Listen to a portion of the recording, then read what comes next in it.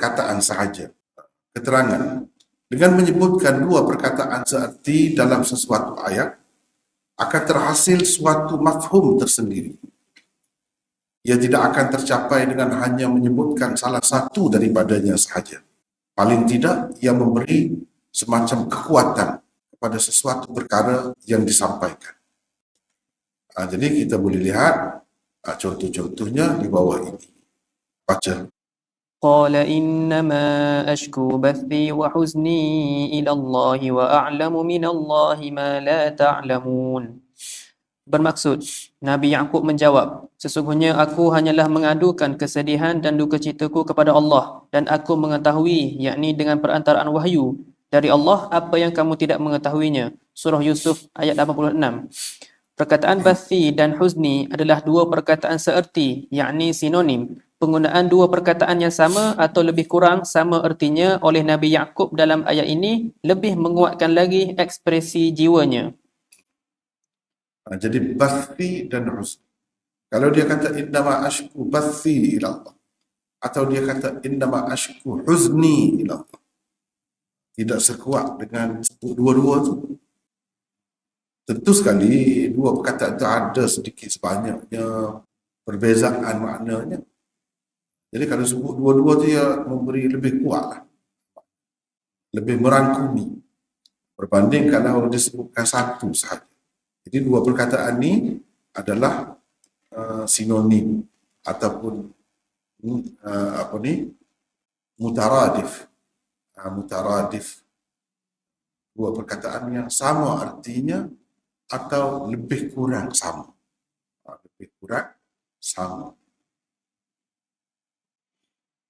Lebih kuatlah menyatakan Jadi kalau kita kata sesungguhnya aku hanyalah mengadukan kesedihanku kepada Allah.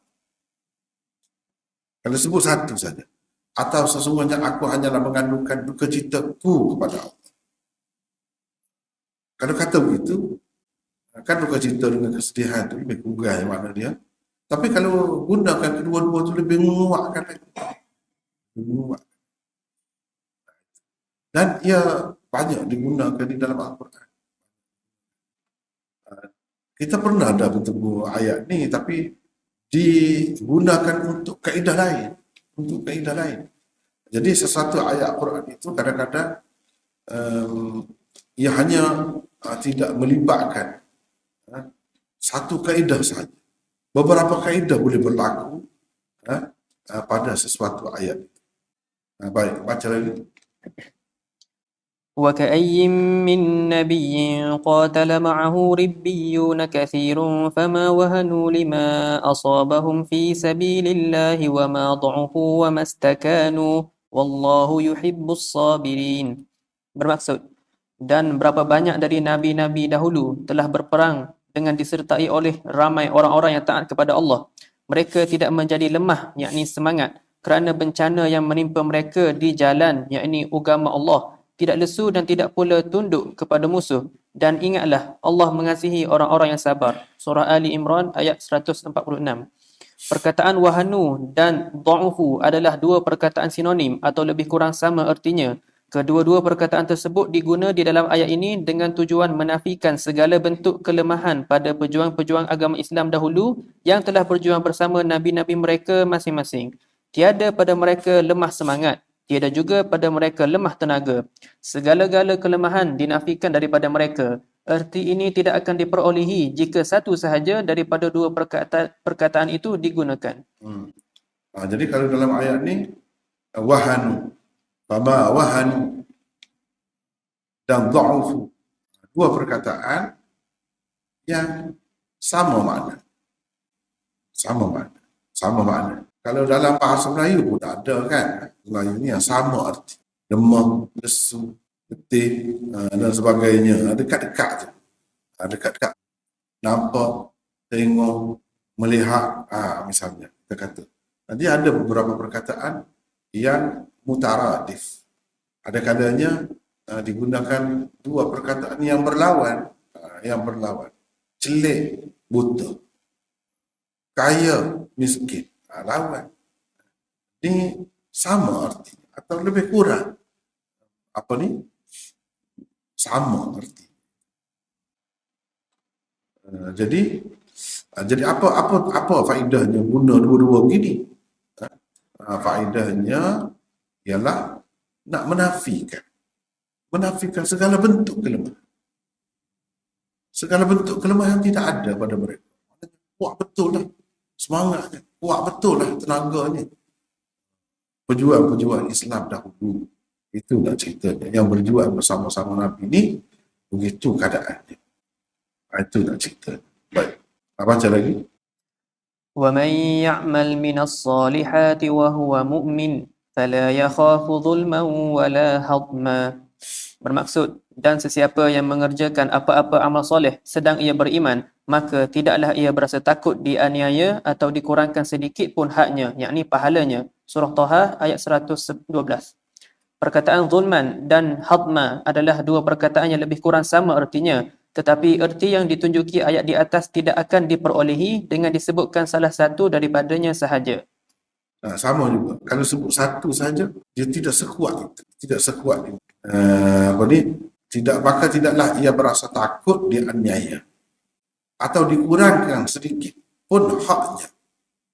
Kalau dikurangkan hak itu, keadaan teraniaya juga lah. Lebih kurang ada dia. Lebih kurang.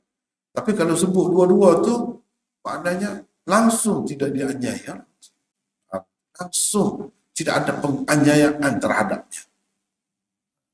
Itu maksud bila digunakan kedua-dua perkataan searti. Baca lagi. Atas, baca lagi. وقالوا ربنا إنا أطعنا سادتنا وكبراءنا فأضلونا السبيلا. Bermaksud, dan mereka berkata lagi, wahai Tuhan kami, sesungguhnya kami telah mematuhi kehendak ketua-ketua dan orang-orang besar kami, lalu mereka menyesatkan kami dari jalan yang benar. Surah Al-Ahzab ayat 67. Perkataan sadah dan kubara adalah dua perkataan yang lebih kurang sama ertinya. Mafhum yang diperolehi kerana kedua-dua perkataan tersebut digunakan di dalam ayat itu tidak akan diperolehi dengan hanya menyebutkan salah satu daripadanya sahaja. Itulah maksudnya. Dengan menyebutkan dua tu, dia lebih kuat lah. Maknanya, kalau kita kata ni, pembesar, ketua-ketua, Perdana Menteri pun ketua, Menteri Besar pun ketua, penghulu kampung pun ketua, pegawai pun ketua. Jadi maknanya, kami dipatuh kepada macam-macam ketua, pembesar kami. Ini cerita Allah SWT ceritakan keadaan orang-orang yang sesat, orang yang kafir di akhirat besok.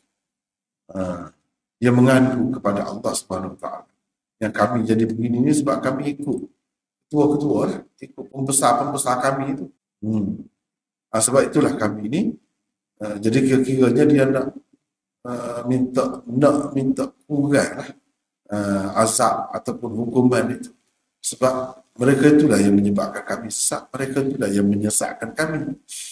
Itu kata. Ini antara dialog orang kafir ataupun orang-orang yang jahat, orang-orang yang sesat di akhirat besok. Minta Allah SWT seseorangnya kurangkanlah azabnya. Jadi sadah dan kubara. Mana kira-kiranya kalau sebut salah satu sahaja itu, dia tidak memberi kekuatan seperti mana kalau disebutkan dua di sini.